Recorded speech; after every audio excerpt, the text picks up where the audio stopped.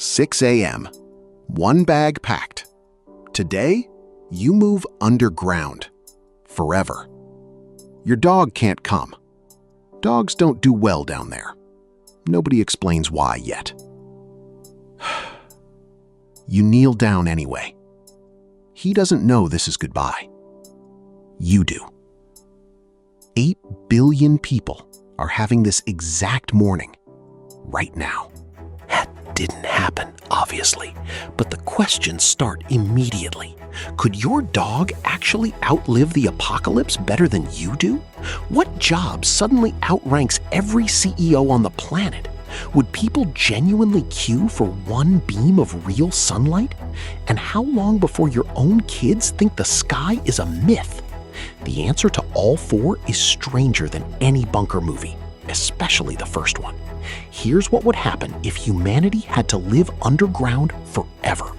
Imagine your new address has no street, just a depth. 400 meters down, Unit 12. 40 school buses stacked straight down. Nice and shallow, the agent says. Shallow is the good listing now. The sweet band, everyone calls it. Deep enough to be safe. Warm enough to skip a coat. Priced like beachfront.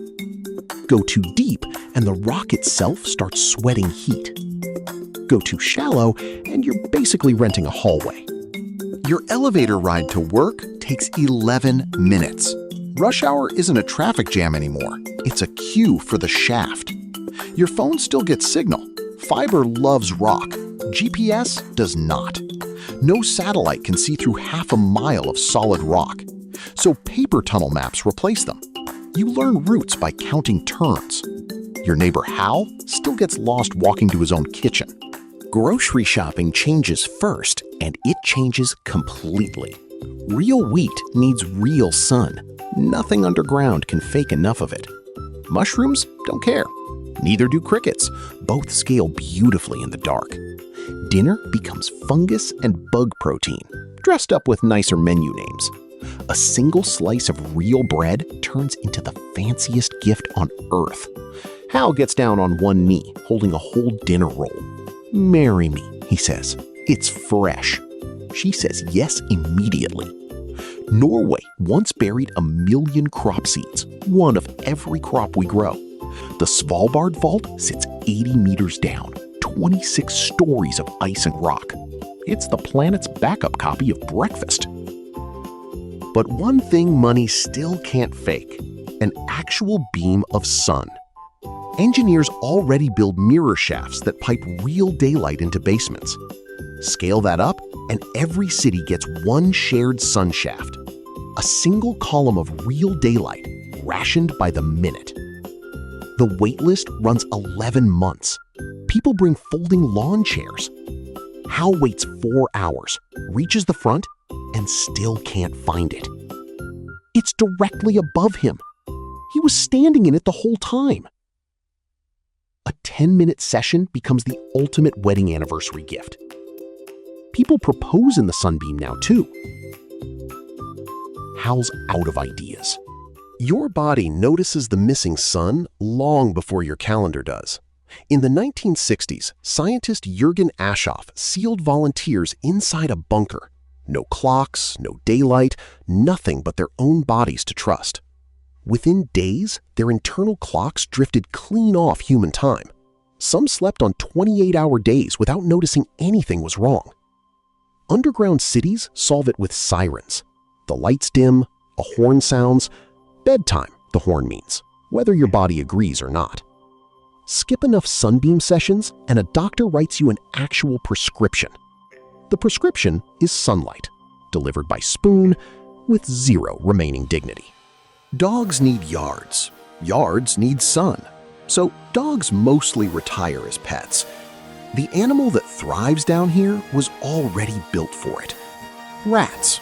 Small, quiet, world champion tunnelers since long before we showed up. You adopt one. You did not plan to love him this much. He gets a name, then a sweater, then his own tiny bunk bed. By spring, he's entered in the block's pet pageant. He wins. Meanwhile, the entire job market flips. Miners are the new elite. Your old boss, a billionaire, now reports to a career miner. Hold this, the miner says. It's a rock. It's also a demotion. Hal gets promoted to tunnel guide. Nobody's sure why. He's lost twice this week.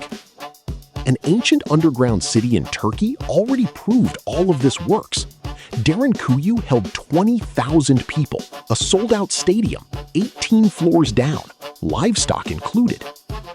In Australia, the town of Coober Pedy still lives it today. It's hot enough up there to fry an egg on a car hood, so most of the town just lives below it instead. And up on the surface, something nobody planned for is happening. Nobody's driving, nobody's building, nobody's mowing a single lawn. The planet you left starts healing the moment everyone's gone. Rivers clear, smog lifts, coastlines quietly grow their reefs back. Forests take the highways back, a crack of pavement at a time. And somewhere in an overgrown yard, a dog is doing just fine. Rex found a whole pack up there. He is, unmistakably, the leader.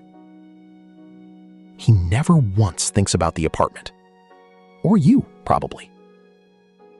One last working camera catches him mid-nap, stretched out in real sun. It becomes the most watched channel underground. Nobody explains why they cry. So, could your dog outlive the apocalypse better than you? Easily. What job outranks a CEO now? A miner. Yours reports to one. Would people queue for sunlight? 11 months, lawn chairs included. And your kids and the sky? They've genuinely never seen one. Your daughter saw a photo of clouds and asked what show it's from. You didn't correct her. Some myths are gentler than the truth. You've still got a rat asleep on your chest, and Hal 2 doors down. Or he would be if he could ever find his own door. Somewhere, far above you, your dog is having the best decade of his life. Civilization was never really the sunlight. It was always just showing up anyway. Or maybe ask what happens the day someone finally digs back up. But that's a story for another what if.